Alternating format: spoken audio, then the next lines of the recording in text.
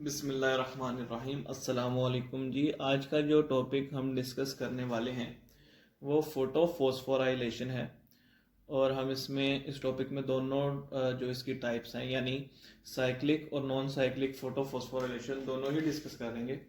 जब हम किसी टॉपिक का या किसी प्रोसेस का नाम ज़हन में हमारे आता है या हम पढ़ते हैं तो हमारे जहन में सबसे पहले ये चार सवाल आते हैं। ये चार सवाल क्या हैं जी? वट, वाई, वेयर और हाउ। इसका वट का जवाब तो ये है जी कि जो फोटो फोस्फोराइलेशन ये रिएक्शन है। वाई ये क्यों होता है? ये एनर्जी प्रोडक्शन के लिए होता है, जो एनर्जी हमने आगे केल्विन साइकिल में या डार्क रिएक्शंस में ग्लूकोज प्रोड्यूस करने के लिए फोटोसाइंसिस में बनानी होती है।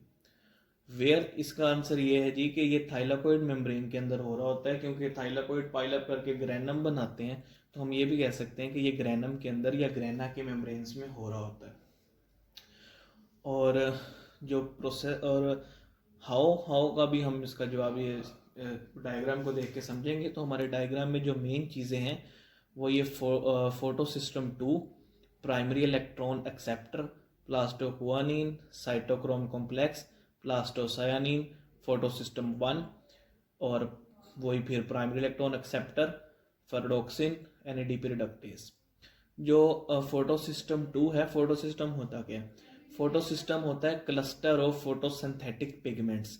अब इस क्लस्टर में असेसरी पिगमेंट्स भी होते हैं और जो मेन हमारा पिगमेंट है क्लोरोफिल ए वो भी मौजूद होता है।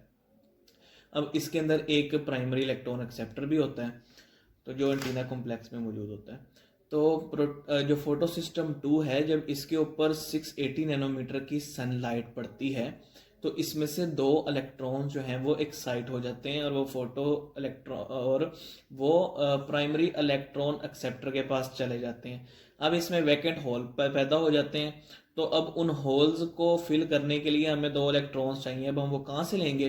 तो वो ये वाटर की स्प्लिटिंग से प्रोड्यूस होते हैं। वाटर टूटता है, उसकी सूरत में हाफ ऑक्सीजन मॉलिक्यूल, दो हाइड्रोजन के आइंस और दो इलेक्ट्रॉन प्रोड्यूस होते हैं, जो इलेक्ट्रॉन इसके होल को फिल कर लेते हैं। अब इस जगह पे जो हाफ ऑक्सीजन हमारे पास प्रोड्यूस हो रही है, ये हाफ ऑक्सीजन जब दूसरे ऑक्सीजन मॉलिक्यूल के साथ मिलती है तो ये ऑक्सीजन मॉलिक्यूल बना के एटमॉस्फेरिक ऑक्सीजन बन जाती है, जिसमें हम सांस लेते हैं।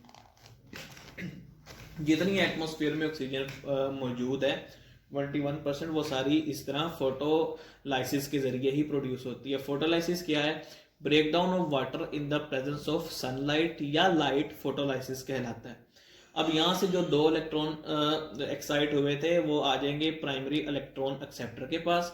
प्राइमरी इलेक्ट्रॉन एक्सेप्टर से वो प्लास्टोक्वानिन जो कि आयरन कंटेनिंग कंपाउंड या मॉलिक्यूल है, वहां से वो आएंगे जी हमारे साइटोक्रोम कॉम्प्लेक्स के पास। ये साइटोक्रोम कॉम्प्लेक्स जो है ये भी प्रोटीन कॉम्प्लेक्स होता है। इसके दो काम होते हैं, सिर्फ ये पाथवे प्रोड्यूस नहीं करता या प्रोवाइड नहीं करता इलेक्ट्रॉन्स को, ये केमियोस्मोसिस जिस प्रोसेस के जरिए एटीपी प्रोडक्शन हो रही होती है उसमें ये हाइड्रोजन आयन पंपिंग का काम भी कर रहा होता है, वो हम आगे जाके भी डिस्कस करेंगे इंशाल्लाह।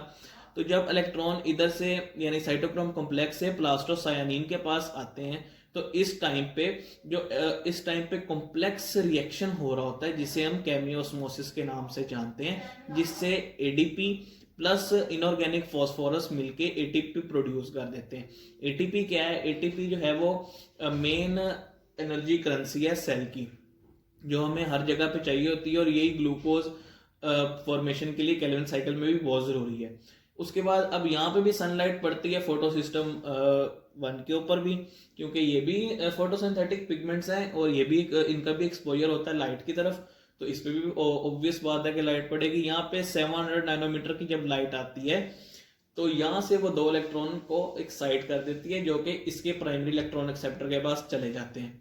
अब यहाँ पे जो होल्स बनते हैं उसके लिए हम क्या करते हैं? उसके लिए कोई फोटोलाइसिस नहीं हो रही होती, उसके लिए जो इलेक्ट्रॉन्स यहाँ से आ रहे होते हैं जो ओरिजिनली फोटो सिस्टम 2 से एक्साइट हुए थे वो आ जाते हैं जी यहाँ पे और इसके होल्स को कर देते हैं फिल। अब यहाँ से जो इलेक्ट्रॉन ऊपर गए थे वो फेरोडोक्सिन जो कि एक और प्रोटीन है आयरन कंटेनिंग, इसके पास आएंगे और वहां से वो आते हैं इंजाइम एनएडीपी रिडक्टेज के पास। एनएडीपी रिडक्टेज का काम क्या है? NADPH formation. अब एनएडीपीएच यहाँ पे मौजूद होते हैं और जो हाइड्रोजन यहाँ पे प्रोड्यूस हुए होते हैं, यानी फोटोलाइसिस के दौरान प्रोड्यूस हुए होते हैं, वो हाइड्रोजन भी मौजूद होते हैं। तो ये एक रिएक्शन होता है जिसके जरिए ये NADPH+ बना देता है। तो NADPH+ जो है ये रिड्यूसिंग पावर होती है, क्योंकि इसके पास अब इलेक्ट्रॉन्स हैं, तो इलेक्ट्रॉन्स जो है वो रिडक्शन कर सकते हैं। और इधर हमारे पास जो ATP है ये जिमुलेटिंग पावर है, तो ये और जगह पे यूज हो सकती है। अब हम देखते हैं इनके नाम इस तरह के क्यों हैं, फोटो सिस्टम 1 और फोटो सिस्टम 2। अगर ये तरतीब के मुताबिक होते तो फिर से फोटो सिस्टम 1 होना चाहिए था, लेकिन ये ऐसा नहीं है। ये डिस्कवरी की तरतीब के मुताबिक है कि जो इन दोनों में से फोटो सिस्टम में से पहले डिस्कवर हुआ उसे उन्होंने नाम फोटो सिस्टम 1 का दे दिया, और जो बाद में डिस्कवर हुआ उसका नाम उन्होंने फोटो सिस्टम 2 रख दिया। और इसमें देखना है कि हम डायग्राम में देखें तो फोटो सिस्टम 1 जो है वो फोटो सिस्टम 2 से डायग्राम में ऊंचा है। ये इसकी वजह ये है कि हमने यहाँ पे एनर्जी लेवल शो किया हुआ है। एनर्जी ऊपर जाते जाते बढ़ती जाती है, इसलिए फोटो सिस्टम 1 की एनर्जी क्योंकि ज्यादा होती है, तो हमने इसे इसलिए डायग्राम में ऊपर बनाया हुआ है। और कोई मेरे हाथ नहीं कंब गई सी, इसको जानबूझ के ऊपर बनाया हुआ है। अब फोटो फोस्फोराइलेशन की जो दूसरी टाइप है ये हमने नॉन साइक्लिक पढ़ी है। इसमें कोई साइक्लिक प्रोसेस नहीं था, वो इलेक्ट्रॉन्स वहां पे बस यूज हो गए, वो वापस नहीं आने वाले। इसकी जो दूसरी टाइप है वो साइक्लिक फोटो फोस्फोराइलेशन है। उसमें क्या होता है, उसमें ये होता है, और वो कब होती है, उसकी वो कब हो रही होती है, वो तब होती है जब हमारे पास ATP की तादाद बहुत कम रह जाए। जब सेल्स में ATP की तादाद कम रह जाती है तो उस सूरत में सेल जो है वो नॉन साइक्लिक फोटोफोस्फोराइलेशन से साइक्लिक फोटोफोस्फोराइलेशन में शिफ्ट कर जाते हैं। अब उस प्रोसेस में क्या होता है, डायग्राम सेम ही रहेगी।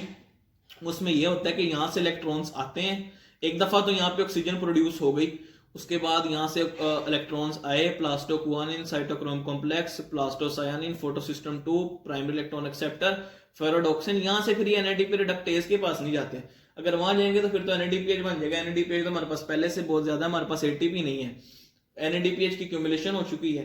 तो हम यहां से इसको शिफ्ट करते हैं FAT को साइटोक्रोम, यहां से इलेक्ट्रॉन जो है यहां तक अभी आया होता है वो यहां से शिफ्ट कर जाता है साइटोक्रोम कॉम्प्लेक्स के पास, वो फिर आता है प्लास्टोसायानिन के पास, फिर फोटोसिस्टम 1, फिर प्राइमरी इलेक्ट्रॉन एक्सेप्टर, फिर फेरोडॉक्सिन, फिर साइटोक्रोम कॉम्प्लेक्स के पास।